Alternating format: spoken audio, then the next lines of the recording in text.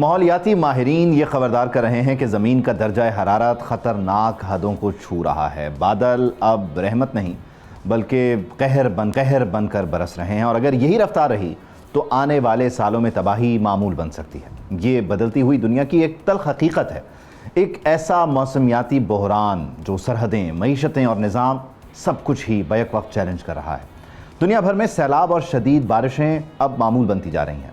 سال 2025 میں امریکہ اور یورپ شدید طوفانوں اور بارشوں سے متاثر ہوئے ہیں، اور ماضی میں طوفان کیترینا 2005 کا اور پھر ہاروی 2017 اور 21 میں جرمنی، بیلجیم کے سیلاب پہلے ہی خبردار کر چکے ہیں کہ موسمی نظام میں اب بگاڑ آ چکا ہے۔ اس بحران کی بنیادی وجہ گرین ہاؤس گیسز کا بے تحاشا اخراج ہے، جس سے زمین کا درجہ حرارت بڑھتا ہے۔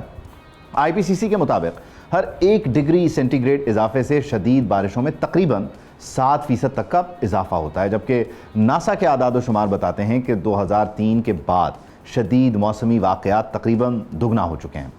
دلچسپ مگر افسوسناک حقیقت یہ بھی ہے کہ سب سے زیادہ اخراج چین، امریکہ، بھارت، یورپی یونین اور روس جیسے بڑے ممالک کرتے ہیں، جو عالمی اخراج کا تقریباً 2/3 حصہ ہیں، جبکہ پاکستان، جس کا حصہ 1% سے بھی کم ہے، سب سے زیادہ متاثرہ ممالک میں شامل ہوتا ہے۔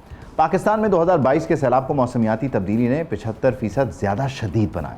2025 میں بھی خیبر پختونخوا، گلگت بلتستان، آزاد کشمیر اور پھر پنجاب میں ریکارڈ بارشیں ہوئیں۔ فلیش فلڈز اور کلاؤڈ برسٹ نے سینکڑوں جانیں لیں، لاکھوں افراد بے گھر ہوئے اور ہزاروں دیہات زیر آب آئے۔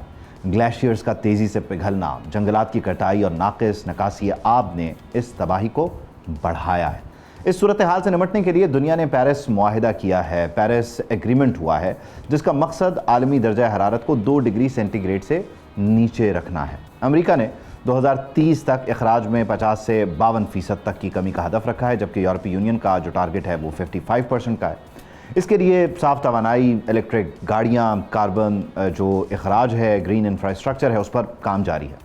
پاکستان بھی 2030 تک ملک کے مجموعی کاربن اخراج میں 50% تک کی کمی، مجموعی بجلی کا 60% حصہ قابل تجدید ذرائع یعنی ہوا، دھوپ اور پانی سے حاصل کرنے کا ارادہ رکھتا ہے۔